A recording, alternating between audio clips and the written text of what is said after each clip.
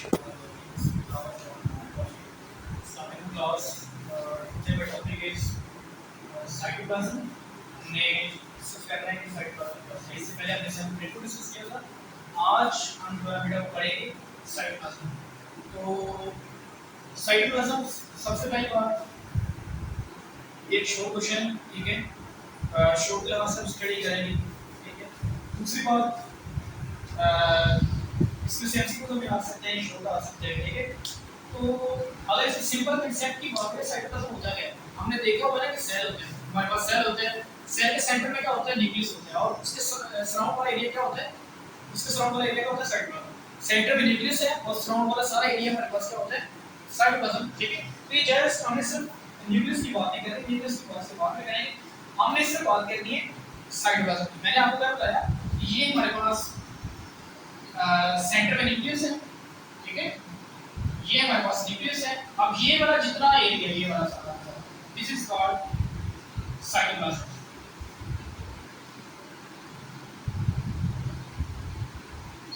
ये हमारे पास क्या कहलाता है, साइटोप्लाज्म कहलाता है। इस साइटोप्लाज्म की क्या क्या फंक्शंस हैं, ठीक है, वो सारी चीजें जो आपने वो इसके अंदर डिस्कस करेंगे। सबसे पहली बात वो बताते हैं कि बेटा ये जो साइटोप्लाज्म है, ये वाला जो मैंने इसके अंदर मैट्रिक्स होता है, फ्लूइड होता है, ठीक है, वो होता है जेली लाइक। क्या होता है, सबसे पहले हम बताना बेटा साइटोप्लाज्म क्या होता है, jelly like material. Jelly like cytoplasm क्या होता है, जेली लाइक मटेरियल, ठीक है। जिस तरह जेली होती है वो कौन से मिलती है, ठीक है, ना वो ज्यादा लिक्विड होती है ना ज्यादा सॉलिड होती है, बल्कि सेमी लिक्विड होती है।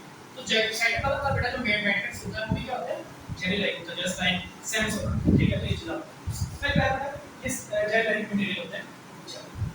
उसके बाद बेटा अगर साइटोप्लाज्म की बात की जाए, इसके फंक्शन की बात करते हैं, साइटोप्लाज्म के क्या क्या फंक्शन।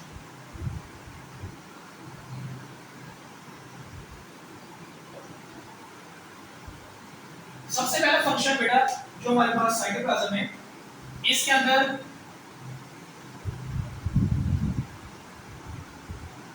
ये क्या कहता है, ये प्रोवाइड्स करते हैं medium for moving organism, provide medium for moving organism. ये ऑर्गेनिज्म को क्या करते हैं, मूव करने के लिए मीडियम प्रोवाइड करते हैं। आपको पता है बेटा यहाँ पे इस साइटोप्लाज्म जितना एरिया है, इसके अंदर ऑर्गेनिज्म, ठीक है, कुछ एग्जांपल मैं देता हूँ आपको, ठीक है। एंडोप्लाज्मिक रेटिकुलम,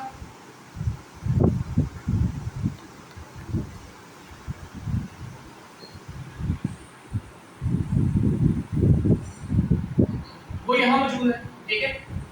राइबोसोम्स बेटा वो यहाँ पाई जाती है, ठीक है। उसके बाद एक कुछ किसी और की बात है, लाइसोसोम्स,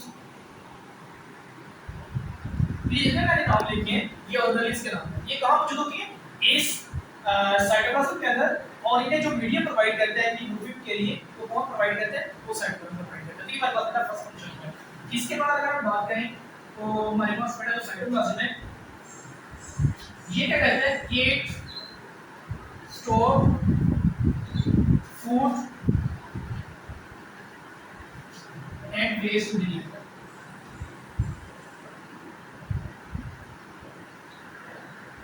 ये फूड को और वेस्ट मटेरियल को स्टोर करता है, ठीक है। हमें पता है बेटा कि न्यूक्लियस में डीएनए होता है, डीएनए प्रोटीन बनाने का ऑर्डर देता है, वो प्रोटीन बनती है। प्रोटीन बनाता कौन है, न्यूक्लियस ने ऑर्डर दिया, प्रोटीन बननी है, लेकिन वो न्यूक्लियस को ऑर्डर देगा, वो किसको देगा, वो देगा डीएनए, ठीक है। डीएनए द्वारा वो ऑर्डर देगा, वो किसको देगा, आरएनए को। आरएनए कहां पे बेटा, सबसे पहले डीएनए से आरएनए बनेगा, आरएनए क्या करेगा, आरएनए न्यूक्लियस से आएगा कहां पे, राइबोसोम पे, साइटोप्लाज्म में। कहां पे आएगा, साइटोप्लाज्म में। और बेटा साइटोप्लाज्म यहाँ पे किसके साथ अटैच होगा, राइबोसोम से। किसमें अटैच होगा, और जितनी हमारी बॉडी में बेटा प्रोटीन बनती है, जितनी बनती है आपको नजर आ रही है, ये सारी की सारी कौन बनाता है, राइबोसोम्स बनाते हैं। तो हमें ये पता चला कि जो हमारी प्रोटीन है, फूड है, वो भी यहाँ बनती है, ठीक है। वो जो वेस्ट मटेरियल होते हैं उनको भी कौन स्टोर करता है, ये साइटोप्लाज्म ही स्टोर करता है, ठीक है। ये बेटा सेकंड फंक्शन हो गया हमारे पास साइटोप्लाज्म में, ठीक है। अच्छा, उसके बाद बेटा अगर बात की जाए, हमारे पास ये जो साइटोप्लाज्म है, ये it helps in transport of material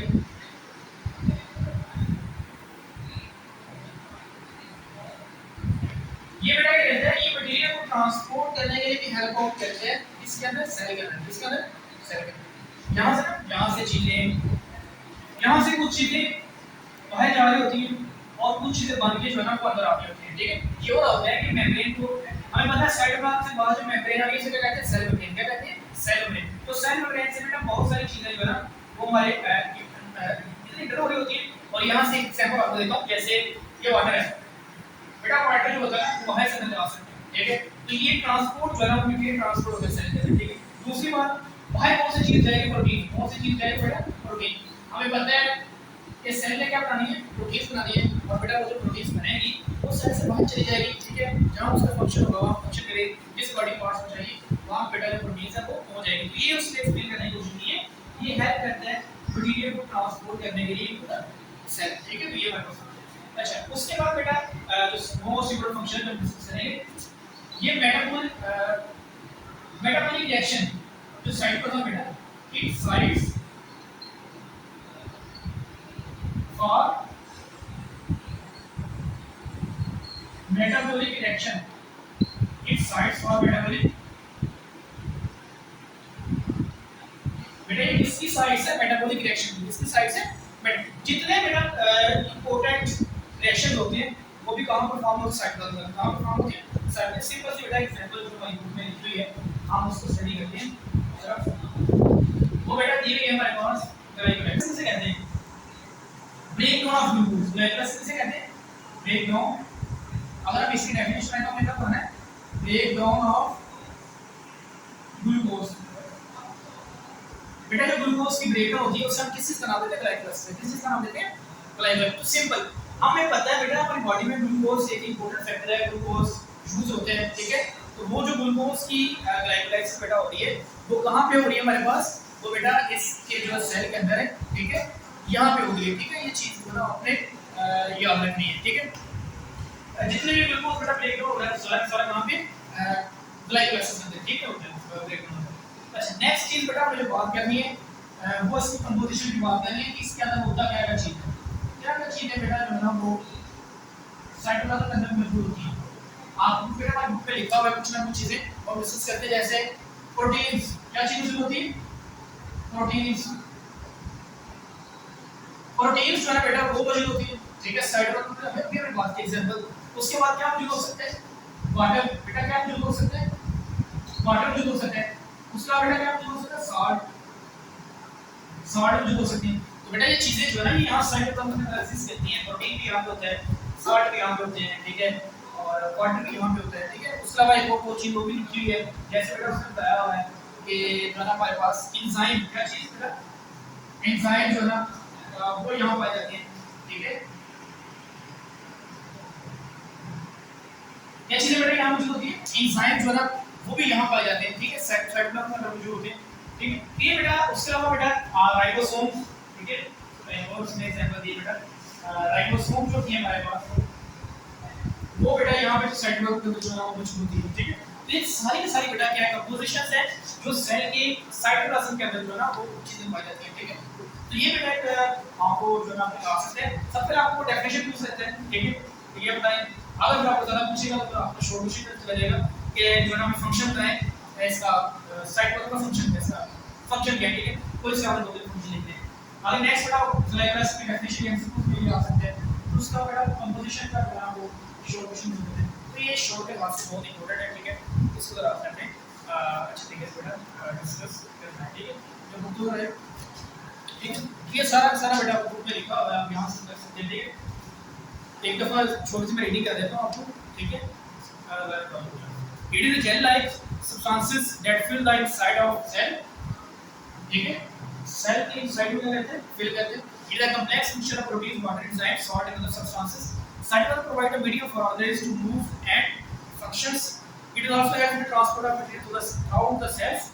It acts as a site for various metabolic reactions, regulates breakdown of glucose.